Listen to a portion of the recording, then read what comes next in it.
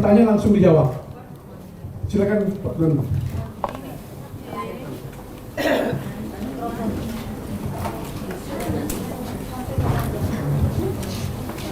Assalamualaikum warahmatullahi wabarakatuh. Waalaikumsalam. Perkenalkan, nama saya Haji Teguh Kamarzaman. Ingin bertanya kepada Pak Ustadz kita, yaitu Pak Ustadz Somad. Saya ingin menanyakan ada dua hal. Pertama, saya menanyakan sebanyak-banyak zikir itu mana yang zikir lebih afdal? Itu yang pertama. Kan banyak saja zikir dari itu, mana yang terlebih afdal? Kedua, saya tidak tahu, hadisnya tidak ingat bagaimana kalau kita membacakan kalimat la ilaha illallah itu dihapuskan dosa 4.000 dosa. Dosa besarkah apa dosa kecil yang dihapuskan? Itu pertanyaan yang kedua. Mungkin itu saja. Assalamualaikum warahmatullahi wabarakatuh. Waalaikumsalam.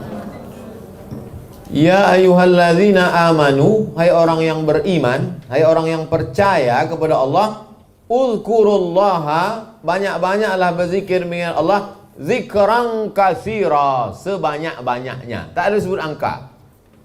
Lalu dari mana dasar para khalifah, mursyidin, kiai, alim ulama mengatakan berzikirlah 1000, berzikir 5000? Abu Hurairah berzikir sebelum tidur malam alfa uqdah, 2000 simpul. Uqdah simpul, diambilnya tali, disimpulnya 2000 simpul, sebelum tidur malam dipetiknya. Itulah dalil boleh membuat angka-angka untuk memudahkan. Karena kita kalau ditanya zikirlah berapa kali Bu ya? Banyak-banyak. 5 kali ganti. Maka kalau ada yang mengatakan berzikirlah 1000, berzikirlah 2000, tidak bid'ah menetapkan angka itu, karena untuk apa? Untuk riyadhah. Riyadhah exercise, proses membiasakan diri. Allah bisa karena biasa. Makanya ada tarekat yang sehari 5000, ada yang 15000, ada yang 30000, ada yang zikirnya model tarik sekali la ilaha illallah, hembus sekali la ilaha illallah, tarik sekali la ilaha illallah, hembus sekali la ilaha illallah, sehingga tak pakai tasbih lagi 24.000 kalau normal. Kalau sudah terbiasa dia, maka tarik dan hembusnya itu normal 24.000. Macam-macam cara orang. Metode-metode itu dikembangkan para ulama sebagaimana metode berkembang pada fikih, usul fikih, mustalah hadis, maka berkembang juga dalam masalah zikir. Man shoma ramadhana imanan wa ihtisaban ghufira lahu ma taqaddama min dzambi. Siapa yang puasa dengan tulus ikhlas maka dihapuskan dosanya yang lalu. Siapa yang mengucapkan la ilaha illallah diampunkan dosanya. Dosa yang mana? As-shaghair, dosa-dosa kecil. Dan dosa itu kepada Allah. Adapun dosa menggeser sempadan sawit bisa dihapuskan dengan 1000 kali la ilaha illallah. Ya'ti yaumal qiyamati bi sholatin. Ada orang yang datang pada hari kiamat, sholatnya banyak, wa zakatin, zakatnya banyak, wa siyamin, puasanya banyak, zikirnya banyak. Tapi ternyata qad syatama hadza, mencaci maki si fulan, wa akala mala hadza, memakan harta si fulan, wa safaka dama hadza, menumpahkan darah si fulan, wa daraba hadza, menempeleng si fulan, wa qazafa hadza, menuduh si fulan, yang mengantri satu kabupaten Pelalawan. Ukhidat hasanatu, diambil zikirnya, diambil pahalanya, diambil hajinya, diambil ceramahnya, dicampakkan kepada mereka. Habis pahala dia, sementara yang ngantri masih panjang. Ukhidat khotoyahu, diambil dosa mereka, dosa orang yang ngantri panjang tadi, diambil dosa mereka. Summa turihat ilahi, campakkan kepada dia. Summa turihat finnar, campakkan ke dalam api neraka. Jangan punya sangkutan kepada manusia. Makanya saya setiap selesai tausiah, maukah Bapak Ibu memaafkan segala silap salah Abdul Somad? Dah, selesai. Bukan senang mencari orang Kabupaten Kerinci, Pelalawan di akhirat nanti. Bagus minta maaf di sini. Jangan nunggu Idul Fitri. Kau udah minta maaf, nantilah Pak Ustadz nunggu Idul Fitri. Kalau matinya besok, Yang punya sangkutan-sangkutan, panci yang belum kau balikkan, tukang cucimu yang kau makan titis 10 keringatnya, securitymu yang kau makan gajinya, semua akan dituntut faman ya'mal mithqala dzarratin khairan. Jadi yang kalau kau lakukan ini hapus dosa, kalau ini hapus dosa, ini hapus dosa, as-saghair, dosa-dosa kecil. Wallahu a'lam bishawab. Baik, lanjut Pak, silakan langsung. Bentar. Kok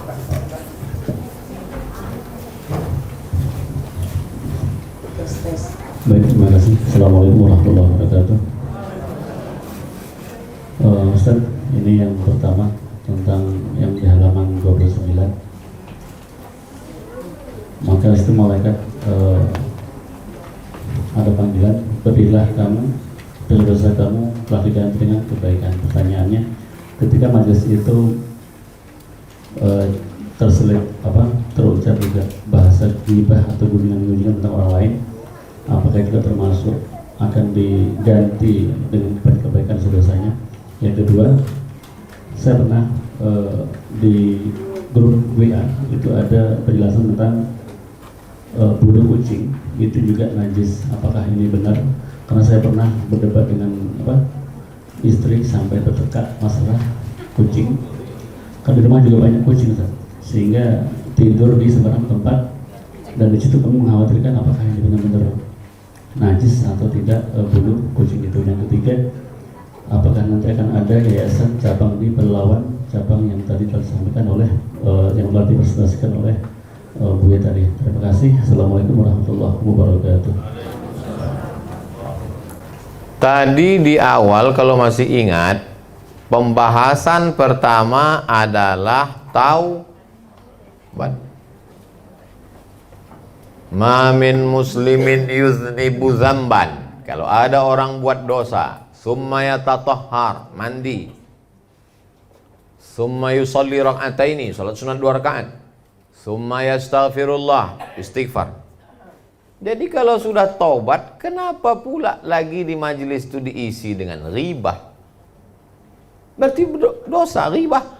Ayuhibbu ahadukum ayyakula lahma akhihi maitan? Maukah kamu makan bangkai saudaramu? Jadi kalau sudah hadir di majelis zikir, jangan lagi dirusak itu. Taubat dari mulai datang tuh sudah mandi, taubat, bersih, zikir. Kalau ada orang suka ngerumpi, dan dinodai, justru dia yang ada di situ tuh merusak majelis. Nabi pernah menyuruh orang pergi ke sana. Kenapa ya Rasulullah? Tak turun rahmat gara-gara kau ada di situ. Bayangkan tuh, orang ramai-ramai datang gara-gara kita ada di situ, tak turun rahmat. Nah, jadi jangan rusak majelis orang dengan ucapan kita, dengan perbuatan kita. Dosa kita sendiri pun berat kita pertanggungjawabkan, apalagi sampai dosa kita merusak. Betul-betul taubat kepada Allah, mandi, bersih, suci, zikir, ingat, jangan lagi buat dosa. Yang kedua, ajma'atil ulama, ijma', konsensus, sepakat ulama 4 mazhab semua bahwa bulu kucing dan air liur kucing tidak najis. Jadi istri antum keluar dari ijma'. Kalau ikhtilaf berarti ada satu pendapat yang mengatakan ijma' sepakat semua. Ijma' Quran, hadis, ijma', qiyas. 4 dalil yang disepakati pengambilan hukumnya. Yang 6 lagi ikhtilaf. Saddu zara'i, qaulus sahabi, istishab, istihsan, urf. Quran, hadis, ijma', qiyas. Saddu zara'i, qaulus sahabi, istihsan, istishab, urf.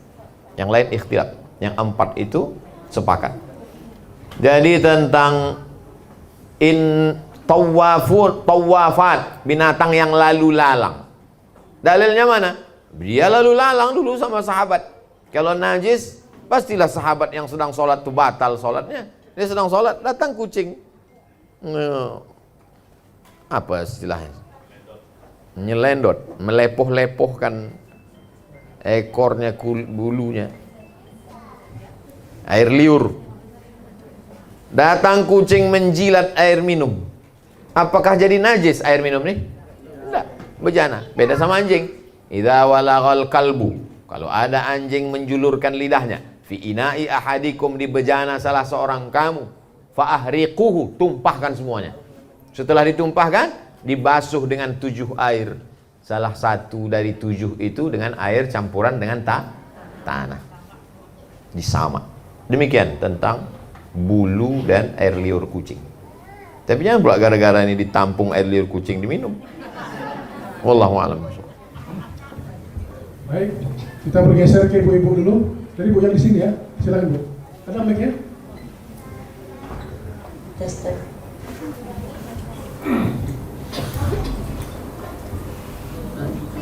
Bismillahirrahmanirrahim. Assalamualaikum warahmatullahi wabarakatuh.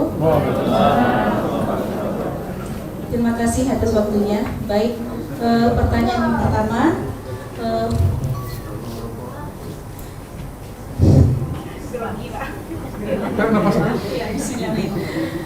amalan apa yang harus kami lakukan sebagai kaum wanita agar dapat mengantar kami ke jannah maupun kami ataupun suami? Yang kedua, mana lebih baik zikir pribadi dengan zikir jamaah? Yang ketiga, apakah ada doa yang dikatakan doa yang tertunda? Terima kasih. Assalamualaikum warahmatullahi wabarakatuh.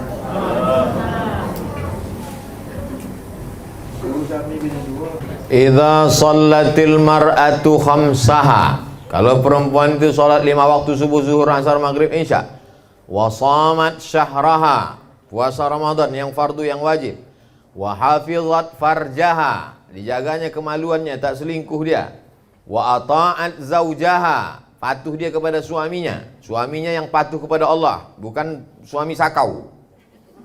Qila laha, maka dikatakan kepada si perempuan itu, adkhilil jannata min haitsu syi'ti, min ayyi abwabil jannati syi'ti.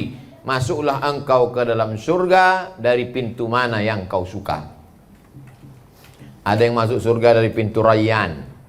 La yadkhuluhu illa shaimun. Yang masuk dalam surga melalui pintu Rayyan hanya orang yang banyak puasa sunat. Ada yang masuk surga dari babus shadaqah. Ada yang masuk surga dari babul jihad. Tapi ada orang yang masuk surga dari pintu mana saja dia mau. Siapa itu? Abu Bakar Siddiq. Kami yang perempuan ini Pak Ustaz, salat khamsaha, shamat syahraha, hafizat farjaha, ata'at zaujaha. 4 dia lakukan. Apa kata Allah Ta'ala? Udkhulil jannata min abwabin, min ayyi abwabin syi'ti. Masuklah engkau ke surga dari pintu mana saja yang kau mau. InsyaAllah ibu-ibu ini masuk dari pintu surga yang mana dia mau. Apa sih dua? Zikir sendiri atau berjamaah? Yang bagus nih zikir sendiri atau berjamaah. Kalau ada zikir berjamaah di tanah lapang, di masjid, di kantor, datang. Tapi jangan menunggu zikir berjamaah baru berzikir. Ini kadang orang kalau zikir berjamaah semangat bukan main. Menangis yang memimpin, menangis loh. Zikir berjamaah bagus. Turun malaikat, bersama dengan malaikat, turun rahmat, didoakan, dikelilingi rahmat, diturunkan ketenangan. Ada keutamaan fadilahnya. Sendiri pun ada keutamaan fadilahnya. Begitu juga dengan sholat. Ada masanya sholat berjamaah, ada masanya sholat sendiri, tahajud malam. Jadi mana yang lebih bagus Pak Ustaz? Ini bukan cerita bagus tak bagus. Kondisi berjamaah bagus berjamaah, kondisi sendiri bagus sendiri. Ini dua-duanya amalkan. Kira-kira mana yang lebih banyak? Zikir berjamaah atau sendiri? Sendiri. Kita kan lebih sering sendiri. Berjamaah mungkin sekali. Berjamaah istisqa, apalagi zaman sekarang Covid ini tak boleh berjamaah. Wallahu a'lam. Ada doa yang tertunda. Adakah doa yang tertunda? Ya. Qad nara taqalluba wajhika fis sama. Kami lihat matamu, hai Muhammad, waktu sholat menghadap ke langit. Nabi waktu sholat matanya menghadap ke? Qad nara taqalluba wajhika fis sama. Falanuwalliyannaka qiblatan tardaha. Kami akan mengabulkan doamu, kau akan menghadap ke arah kiblat yang kau inginkan. Karena waktu itu sholat 17-18 bulan menghadap ke Baitul Maqdis. Diejek sama orang Yahudi. Tengok tuh, menghadap ke tempat kita kan. Nabi maunya sholat itu menghadap ke arah 17 bulan, 16 bulan, 17 bulan berdoa. Barulah turun ayat, fawalli wajhaka syataral masjidil haram. Muhammad SAW 16 bulan, 17 bulan baru dikabulkan Allah. Nabi Ibrahim, Rabbi habli minas salihin, Rabbi habli minas salihin. Buka tafsir Ibnu Katsir. Berapakah umur Nabi Ibrahim waktu Ismail lahir? 86 tahun. 86 tahun umur Nabi Ibrahim, baru lahir Nabi Ismail. 86 tahun berdoa, baru dikabulkan. Nabi Musa 40 tahun tersesat di lembah Ti, baru dikabulkan. Nabi Muhammad 16-17 bulan baru dikabulkan. Ini jamaah datang komplain ke Ustaz, kenapa belum dikabulkan Bu ya? Kau berdoa kapan? Baru pagi tadi. Apalah jamaah. Ada doa itu ditunda. Sulitkah bagi Allah membuat ibu hamil? Nama amruhu idza arada syai'an yaqulu lahu kun. Makana abuki mara'a sau'in, ayahmu bukan preman. Wa makanat ummuki baghiya, emakmu bukan wanita tunasusila. Kata orang Yahudi berkata kepada Maryam, kenapa kau bisa hamil tanpa suami? Mudah bagi Allah Subhanahu wa ta'ala. Mudah bagi Allah. Lalu kenapa lah dibuatnya Ustadz saya ini 10 tahun belum juga punya anak? Allah ingin mendengar doa-doamu di tengah malam. Allah ingin menyelamatkanmu dari anak sakau, LGBT, penjahat, HIV AIDS. Kadang kita ini memaksa Allah untuk ikut keinginan kita. Ini yang jadi masalah. Kita ikut Allah atau Allah ikut kita? Ini kita pula memaksa dia. Ya Allah, aku mau jual tanah panjangnya 25 meter kali 31. Kalau bisa laku besok. Ada amal yang lebih hebat daripada haji mabrur, lebih hebat daripada jihad. Apa itu? Ridho, menerima ketetapan Allah setelah usahanya pula gara gini tak berusaha. Ridho. Sesudah orang masuk ke dalam surga, nanti ditanya Allah, "Madza turidun?" Hai penghuni surga, kalian sudah dapat semuanya. Kalian mau apa lagi? Penghuni surga berkata, ada satu yang kami belum dapat ya Allah. Apa itu? Ridhoka. Yang mendapat ridho Allah itu cuma satu. Siapa itu? Orang yang ridho menerima ketetapan Allah Subhanahu. Makanya kalau dia sudah berusaha, sudah berobat, sudah minum jamu, sudah makan kurma muda, sudah ini, ridho sajalah menerima ketetapan Allah. Ridho inilah maqam yang paling tinggi. Sampai-sampai dalam Ar-Risalah Al-Qusyairiyah dikatakan, aku tahu kapan Allah ridho kepadaku. Hah? Bisa pula kau tahu kapan Allah ridho kepadamu? Ya, kapan? Ketika aku ridho menerima ketetapan Allah, disitulah aku tahu bahwa Allah sedang ridho kepadaku. Tapi mencakapkannya aja mudah, mengalaminya air mata darah. Wallahu a'lam bishawab. Baik, kita tak mungkin mengakomodir semua pertanyaan, ya kan? Jadi mungkin yang terakhir dari ibu tadi di belakang. Tadi di belakang tadi ada nggak? Ada lagi. Silakan Bu, yang belakang. Jadi satu pertanyaan saja. Ya kan, dari tadi ini ada 2, ada 3. Kalau dikalkulasikan 10 pertanyaan juga. Alhamdulillah. Bismillahirrahmanirrahim. Assalamualaikum warahmatullahi wabarakatuh. Sebelumnya kami selalu mendoakan semoga kita semua, khusus Tuan Guru kita Ustaz Abdul Somad, diberi umur panjang, disehatkan selalu dan terhindar dari segala mara bahaya. Amin. Cuma satu, karena kata Bapak Moderator tadi itu terkait amalan nisfu Saban. Ini memang biasa kita laksanakan, tapi belakangan Pak Ustadz muncul artikel-artikel yang mengatakan bahwa itu adalah perbuatan bid'ah. Mohon penjelasan Pak Ustadz. Jazakallah. Assalamualaikum warahmatullahi wabarakatuh. Buku 37 masalah populer saya tulis ketika umur saya 37 tahun. Pembahasan di dalamnya salah satunya tentang nisfu Sya'ban. Sekarang saya sudah berumur 44 tahun. 7 tahun yang lalu dah buku itu ditulis. Masih ditanya, masih ragu juga lagi orang Pangkalan Kerinci. Kalau orang Papua yang ragu masih malu, mungkin buku itu tak sampai. Kenapa lah tak kalian baca buku itu?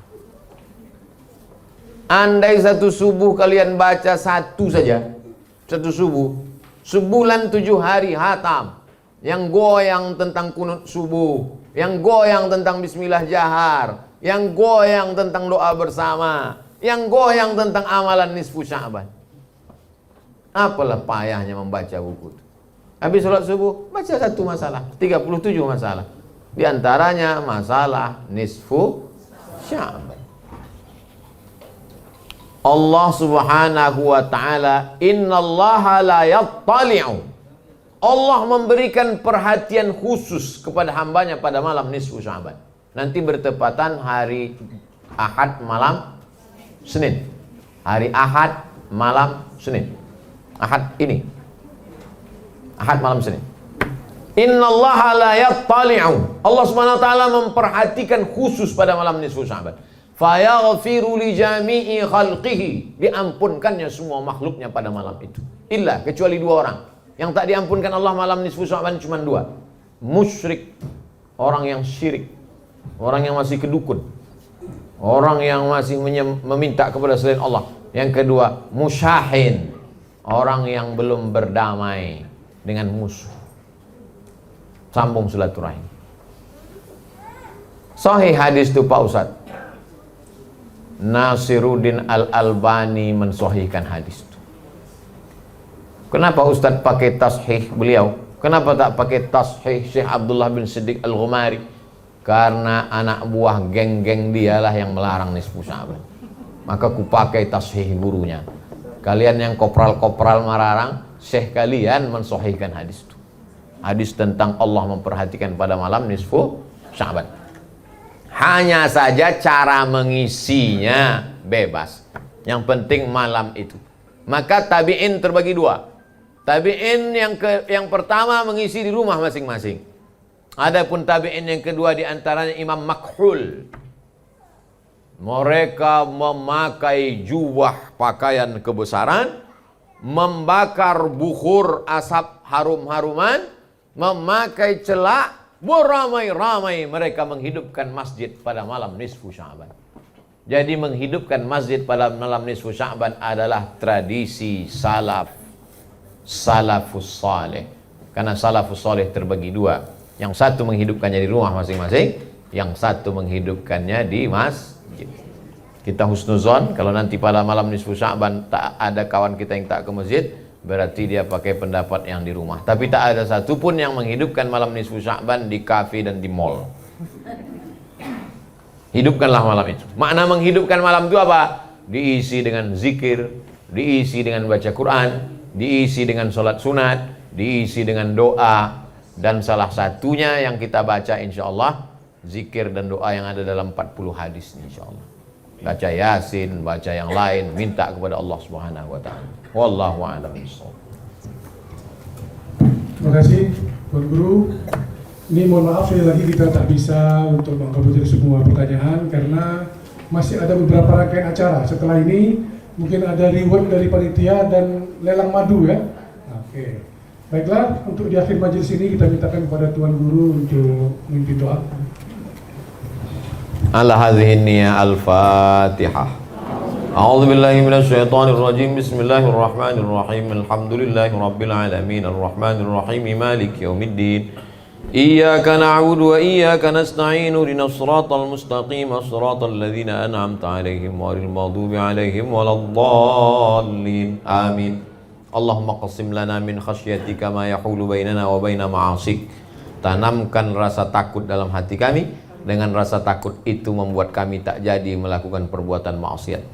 Wa min ta'atika ma tuballighuna bihi jannatak. Tanamkan ketaatan dalam hati kami, dengan ketaatan itu kami mendekatkan diri kepadamu dan ke surgamu ya Allah. Wa minal yaqini ma yuhawwinu bihi alaina musibatid dunya. Tanamkan rasa yakin dalam hati kami, dengan yakin itu kami merasa ringan atas segala ujian yang kami rasakan di dunia. Allahumma matti'na bi asma'ina wa absarina wa quwwatina ma ahyaitana. Berikanlah tenaga kami, kekuatan kami, telinga kami, pandangan kami menjadi nikmat bagi kami, jangan menjadi azab bagi kami. Allahumma ja'alil hayata ziyadatan lana fi kulli khair. Kalau kau takdirkan kami hidup, jadikanlah kehidupan ini tambahan amal saleh. Wa ja'alil mauta rahatan lana min kulli syarr. Kalau kau takdirkan kami mati, jadikanlah kematian kami itu membuat kami berhenti dari buat dosa ya Allah. Allahumma ja'alna zakirin. Jadikan kami orang-orang yang berzikir, menyebutmu dan mengingatmu ya Allah. Ya muqallibal qulub, engkau yang membolak-balikkan hati, sabit qulubana, kokohkan hati kami ala dinik, dalam agamamu, ala ta'atik, dalam ketaatan kepadamu. Allahumma a'inna, tolong kami, ala zikrika, supaya hati kami ini selalu berzikir mengingatmu. Wa syukrika, selalu bersyukur kepadamu. Wa husna ibadatik, selalu beribadah dengan ibadah yang terbaik. Allahumma khtim lana bi husnil khatimah wa la takhtim alaina bi su'il khatimah. Allahumma ja'al akhira kalamina, jadikan akhir kalam kami ketika ajal kami sampai, malaikat maut mencabut nyawa kami, yang terakhir keluar dari mulut kami, la ilaha illallah Muhammadur Rasulullah sallallahu alaihi wasallam. Rabbana atina fid dunya hasanah wa fil akhirati hasanah wa qina adzabannar. Wa sallallahu ala sayyidina wa maulana Muhammad wa ala alihi wa sahbihi wa sallam. Walhamdulillahi rabbil alamin. Taqabbalallahu minkum minna wa minkum taqabbal ya karim. Terima kasih segala perhatian. Di sini banyak senior-senior saya, Bang Rais, Tengku Kamaruzaman, senior saya di Mesir, Al Mukarram Ustadz Edi Amran, Ketua Basnas kita, yang tadi baru saja saya meninjau Basmat. Ajaklah tetangga, sahabat, kerabat belanja ke Basmat, beli kurma persiapan Ramadan. Saya sudah belanja tadi 260.000. Ketua MUI kita Al Mukarram Ustadz Iswadi, mudah-mudahan panjang umur sehat badan. Ketua Mu'alaf Center, tolong bimbing mu'alaf kita ini supaya jangan lagi balik, na'udzubillah. Terima kasih. Banyak kata-kata tak berkenan di hati menyinggung perasaan saya, mohon maaf. Wassalamualaikum warahmatullahi wabarakatuh.